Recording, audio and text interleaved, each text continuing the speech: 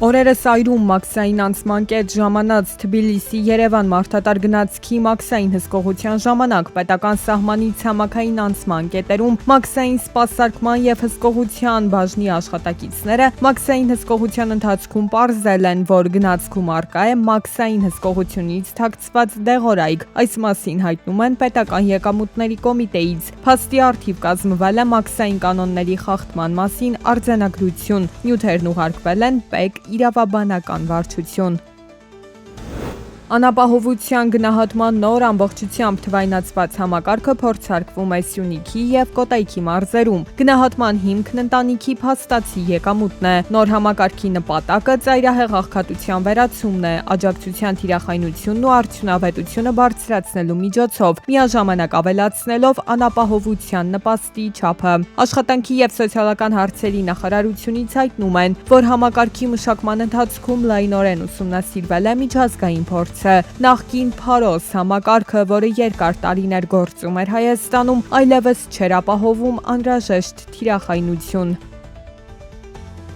2025 թվականի հունվար-դեկտեմբեր ամիսներին ապահովագրական ընկերությունների հաշվեկշռային ընդհանուր ակտիվները Հայաստանում կազմել են 110,545 միլիոն դրամ։ Ապահովագրական պահուստները կազմել են 45,78 միլիոն դրամ։ 2024-ի համադրելի ցուցանիշի համեմատ արձանագրվել է աճ 15%-ով։ Հաշվեկշռային ընդհանուր կապիտալը կազմել է 32,689 միլիոն դրամ, արձանագրելով 14,9% աճ, չբաշխված շահույթը կազմել է 9,202 միլիոն դրամ, 42,5% աճով։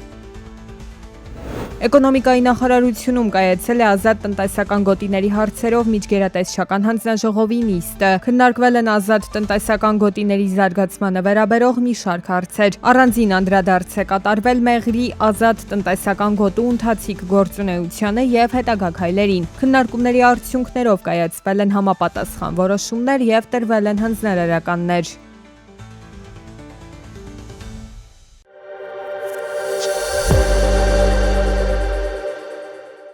Մեծ Բրիտանիայի իշխանությունները հայտարարել են Ուկրաինային օգնության հերթական փաթեթը հատկացնելու մասին, որը ներառում է էներգացանցերի վերականգնման ֆինանսավորում, բրիտանացի զինվորական վիրաբույժների փորձի փոխանցում եւ ուղղաթիռների ուկրաինացի օդաչուների վերապատրաստում որպես հրահանգիչներ։ Օգնության փաթեթը ներառում է լրացուցիչ 26.9 միլիոն դոլար, էներգացանցերի վերականգնման եւ լրացուցիչ արտադրական հզորությունների ապահովման համար։ Դոնալդ Թրամփը գործի է դրել 10%-ի չափով ներմուծման նոր գլոբալ մաքսատուրքերը, հանգստյան օրերին հայտարարված 15%-ի փոխարեն։ Միացյալ Նահանգների մաքսային եւ սահմանային պահպանության ծառայությունը ներմուծողներին տեղեկացրել է, որ առաջին փուլում մաքսատուրքերի դրույքաչափը կկազմի 10% եւ կկիրառվի բոլոր երկրների նկատմամբ 150 օրվա ընթացքում, եթե բացառություններ չնախատեսվեն։ Եվրամիությունում մտադիր են հետաձգել Միացյալ Նահանգների հետ համաձայնագրի վավերացումը գլոբալ մաքսատուրքերի որոշման պատճառով։ Եվրախորհրդարանի միջազգային առևտրի հարցերով հանձնաժողովը կոչ է արել հրատապ նիստ գումարել Միացյալ Նահանգներ Եվրամիություն առևտրային պայմանավորվածությունները վերագնահատելու համար։ Բացի այդ, Եվրամիության երկրների մշտական ներկայացուցիչները եւս պետք է հանդիպեն նահանգների հետ առևտրային հարաբերությունները քննարկելու նպատակով։ Խաղաղության խորհրդի հետ աշխատող պաշտոնյաները ուսումնասիրում են Գազայի հատվածի համար կայուն մետաղադրամ Stablecoin ստեղծելու հնարավորությունը։ Բանակցությունները գտնվում են նախնական փուլում եւ նախաձեռնության շուրջ բազմաթիվ մանրամասներ դեռևս պետք է հստակեցվեն։ Հնարավոր կայուն մետաղադրամը կկապվի Միացյալ Նահանգների դոլարի հետ, իսկ դրա ստեղծմանը կարող են մասնակցել Պարսից ծոցի եւ պաղեստինյան ընկերություններ։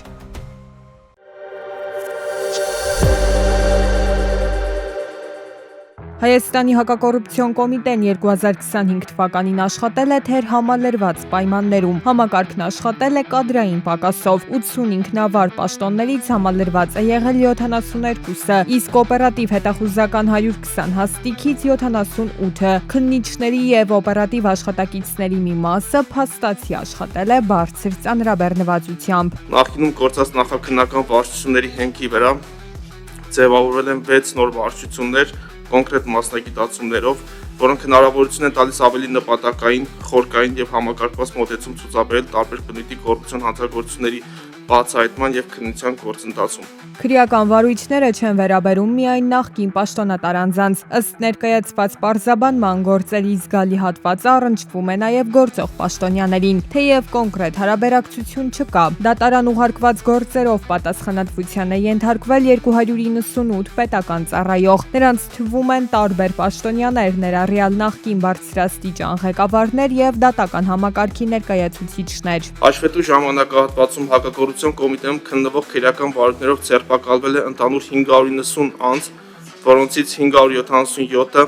ազատության մեջ գտնվող մեղադրյալին դատարան ներկայացնելու համար, իսկ 13-ը հանցանք կատարած լինելու անմիջականորեն ցանկացած հիմնավոր կասկածի առկայությամբ հիմքով։ Հաշվետու տարվա ֆինանսական պատկերը եւս ծավալուն է։ Ավարտված քրեական վարույթներով արձանագրված գույքային վնասը կազմել է 8 միլիարդ 451 միլիոն դրամ, վերականգնվել է 1 միլիարդ 642 միլիոն դրամից ավելի։ Վերադարձված միջոցների հիմնական մասը պետական բյուջեի միջոցներ են, սակայն գումարներ են վերականգնվել նաև համայնքների իրավաբանական եւ ֆիզիկական անձանց համար։ Անավարտ վարույթների շրջանակում վերականգնվել է ավելի քան 726 միլիոն դրամ։ Բացի այդ, որպես վնասի փոխհատուցումն ապահովելու միջոց առգրավվել է շուրջ 675 միլիոն դրամ արժողությամբ գույք։ Ընդհանուր արձանագրված վնասի եւ փաստացի վերականգնված գումարների միջև դեռ զգալի տարբերություն կա։ Կարևորելով կոռուպցիոն հանցագործությունների կանխարգելումը, հաշվետու ժամանակահատվածում կոմիտեի քննիչները հանցանքի կատարմանը նպաստող հանգամանքները վերացնելու ուղղությամբ